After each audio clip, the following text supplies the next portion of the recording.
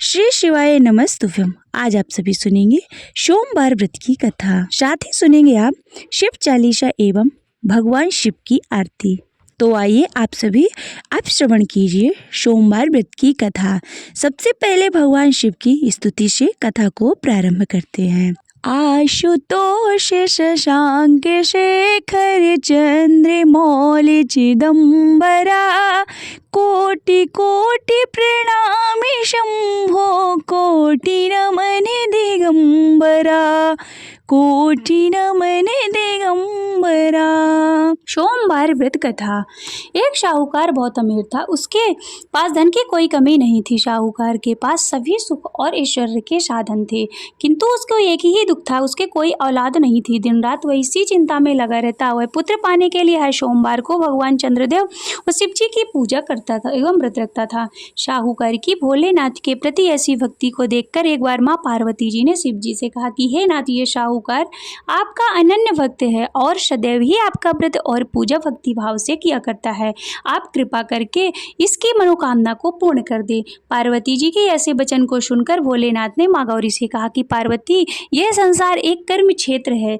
यहाँ जो भी जैसा कार्य करेगा उसे वैसा ही फल मिलता है, अर्थात जैसे कार्य मनुष्य करता है वैसा ही परिणाम भोगता है। किंतु माता पार्वती आग्रह पूर्वक बोली कि हे महादेव, यह आपका अनन्य भक्त है। यदि इसको कोई भी दुख है तो आपको इसे अवश्य दूर करना चाहिए। यदि आप अपने भक्तों की मनोकामनाएं पूर्ण नहीं करेंगे तो क्यों मनुष्य आपकी भक्ति और सेवा करेंगे। पार्वती जी के इस आग्रह को सुनकर शिव जी ने कहा कि हे शिवे, इस साहूकार के कोई पुत्र नहीं है, इसी कारण से यह दिन रात चिंतित रहता है।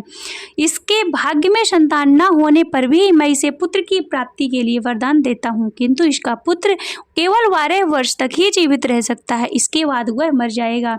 इससे अधिक मैं इस साहूकार के लिए कुछ नहीं कर सकता। ये सब बातें साहूकार सुन रहा था। उसे ये सारी बातें सुनकर न तो कोई खुशी हुई और न ही कोई दुख हुआ। पूर्ववत शिव की पूजा व व्रत करता रहा। कुछ समय पश्चात साहूकार की पत्नी गर्भवती हो गई और 10वें महीने उसके एक सुंदरी पुत्र को जन्म दिया। साहूकार के घर में बहुत ही खुशियां मनाई गई, किंतु साहूकार ने अपने पुत्र को 12 वर्ष की उम्र जानकर कोई खुशी प्रकट नहीं की। इस संबंध में किसी को भी भेद नहीं बताया। वह बालक धीरे धीरे बड़ा होने लगा। वह बालक 11 वर्ष का हो गया तो बालक की माता ने साहूकार से उसके विवाह के लिए कहा, किंतु साहूकार ने कहा कि मैं इसे काशी जी पढ़ने भेजूंगा। साहूकार ने अपने साले को बुलाकर कहा कि तुम इस बालक को काशी पढ़ाने ले जाओ और इसे विधिवत शिक्षा ग्रहण कराओ। साहूकार ने उसको बहुत सा धन देकर कहा कि रास्ते में जहाँ कहीं भी ठहरो वहाँ यज्ञ और ब्राह्मणों को भोजन कराते जाना। इस प्रकार वह दोनों मामा भांजे रास्ते में यज्ञ करते, दान देते और ब्राह्मणों को भोजन कराते जा रहे थे। रास्ते में एक शहर पड़ा। उस शहर में राजा की कन्या का विवाह था। एक अन्य राजा का लड़का बारात लेकर आया था, लेकिन वह एक आंख से काना था। लड़के के पिता को इस बात की चिंता थी कि वर को देखकर कन्या के माता पिता विवाह में किसी प्रकार की अड़चन ना डालें। इसी कारण जब उन्होंने साहूकार के अति सुंदर बेटे को देखा तो उसके मन में विचार आया कि क्यों ना इस लड़के से विवाह का कार्य पूर्ण करा लिया जाए। वह विचार कर उसने लड़के और उसके मामा से कहा कि यदि आप फेरे व कन्यादान का कार्य पूर्ण करा देंगे तो आपकी बड़ी कृपा होगी, हम आपको बहुत सारा धन देंगे। साहूकार के लड़के और उसके मामा ने इस बात को स्वीकार कर लिया। विवाह का काम भली प्रकार से पूरा हो गया। जब वह लड़का जाने लगा तो उसने चुपके से राजकुमारी की चुन्नी पर लिख दिया कि तेरा विवाह मेरे साथ हुआ है, लेकिन उसके साथ तुम्हें भेजा जाएगा। वह एक आंख से काना है। मैं काशी जा रहा हूँ। राजकुमारी ने यह जब इस प्रकार लिखा पाया तो उसने काने राजकुमार के साथ विवाह करने से इनकार कर दिया और कहा कि यह मेरा पति नहीं है। मेरा विवाह जिसके साथ हुआ है वह काशी जी गया है। राजकुमारी के पिता ने जब यह सुना तो उसने अपनी कन्या को विदा करने से इनकार कर दिया। बारात वापस चली गई। उधर साहूकार का लड़का और उसका मामा काशी जी पहुंचे, जहां लड़के ने पढ़ना शुरू किया तथा अपने अतिरिक्त समय मामा भांजा यज्ञ दान आदि में व्यतीत करने लगे। इस प्रकार महीने बीत गए। जब लड़का 12 साल का हुआ तो उस दिन लड़के के मामा ने यज्ञ का आयोजन कर रखा था। अचानक ही लड़के की तबीयत खराब हो गई।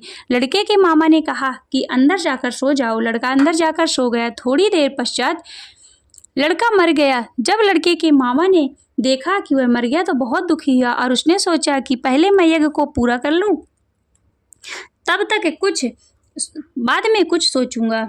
लड़के के मामा ने यज्ञ पूरा किया, फिर रोना प्रारंभ कर दिया। वह बहुत जोर जोर से रो रहा था। संयोगवश शिवजी और पार्वती उधर से जा रहे थे। पार्वती जी ने भगवान भोलेनाथ से कहा कि हे नाथ, कोई दुखी व्यक्ति रो रहा है, उसके कष्टों को दूर कर दो। जब शिवजी और पार्वती जी वहां पहुंचे तो उन्होंने देखा कि वह एक लड़का मरा हुआ है। तब पार्वती ने देखते ही लड़के को पहचान लिया और पार्वती जी ने लड़के के मरने का कारण पूछा तो भोलेनाथ ने बताया कि हे गौरी, इस लड़के की आयु इतनी ही थी, ये अपनी आयु पूरी कर चुका है। तब पार्वती जी ने विनम्रता पूर्वक कहा कि महाराज, कृपा करके आप इस लड़के को जीवित कर दीजिए, नहीं तो इसके माता पिता इसके वियोग में तड़प तड़प कर अपनी प्राण को त्याग देंगे। माता पार्वती की बात सुनकर शिवजी ने लड़के को पुनः जीवित कर दिया। शिवजी की कृपा से लड़का जीवित हो गया। शिव शंकर व पार्वती जी धाम को चले गए। शिक्षा पूरी होने पर लड़का और उसका मामा पहले से की तरह यज्ञ करते हुए ब्राह्मणों को भोजन तथा दक्षिणा देते हुए अपने घर की ओर चल दिए। रास्ते में दोनों उसी शहर में आए जहां पर उस लड़के की शादी हुई थी। वहां पहुंचकर दोनों ने यज्ञ करना प्रारंभ कर दिया शुरू किया। जब वे दोनों यज्ञ कर रहे थे तो उस लड़के के ससुर यानी वहां के राजा ने, जो इधर के से घोड़े पर बैठकर अपने सेवकों के साथ जा रहे थे, उसने लड़के को पहचान लिया। राजा ने महल में ले जाकर दोनों की खूब सेवा की। कुछ समय के बाद राजा में महल रहने के बाद लड़के ने राजा से आज्ञा ली और राजा अपनी लड़की को लड़के के साथ विदा किया। साथ में बहुत सा धन और एवं दास दासियां भी भेजा। जब वे अपने शहर में आए तो लड़के के मामा ने कहा, पहले ही तुम्हारे माता पिता को तुम्हारी आने की खबर सुनाता हूँ, तब तक तुम पत्नी सहित यहाँ आराम करो। ऐसा कहकर लड़के के मामा साहूकार को अपनी पुत्र के आने की खबर देने चला गया। घर आकर उसने देखा कि उसके बहन और बहनोई छत पर बैठे हुए थे। उन्होंने यह प्रण कर रखा था कि यदि उनका बेटा जीवित लौटकर नहीं आएगा तो छत से नीचे नहीं उतरेंगे, छत से कूदकर अपने प्राणों को त्याग देंगे। लड़के के मामा ने यह समाचार उन्हें सुनाया और उनका लड़का जीवित लौट आया। यह उन्हें विश्वास नहीं हुआ। तब लड़के के मामा ने शपथ खाकर कहा कि आपका पुत्र अपनी पत्नी और बहुत सा धन और दास दासियां सहित घर आया है। तब साहूकार और उसकी पत्नी छत से नीचे उतर आए और प्रसन्नता के साथ अपने बेटे और बहू का स्वागत किया। सभी प्रसन्नता के साथ रहने लगे। इस प्रकार भक्ति भाव से जो भी प्राणी सोमवार की व्रत का पालन करता है तथा प्रेम पूर्वक इस कथा को सुनता या फिर पढ़ता है, उसके सभी कष्ट दूर होते हैं, सारी मनोकामनाएं पूर्ण होती हैं और इस लोक में सभी सुख सुविधाओं को भोगकर अंत में उसे शिव की लोक की प्राप्ति होती है। इस प्रकार सोमवार के व्रत को 16 सोमवार तक करें, फिर उद्यापन करें। इस व्रत के प्रभाव से मानवों को सभी प्रकार के सुखों की प्राप्ति होती है। इस व्रत के बारे में कहा गया है कि ग्रहणादि में जप, ध्यान, हवन, उपासना, दान आदि सत्कार करने से जो फल मिलता है वही फल सोमवार के व्रत से मिलता है। श्रावण में केदारनाथ व ब्रह्मा कमल से पूजन, दर्शन, अर्चन तथा केदार क्षेत्र में निवास का विशेष महत्व है। इसे भगवान शंकर की प्रसन्नता और शिव की कृपा प्राप्त होती है।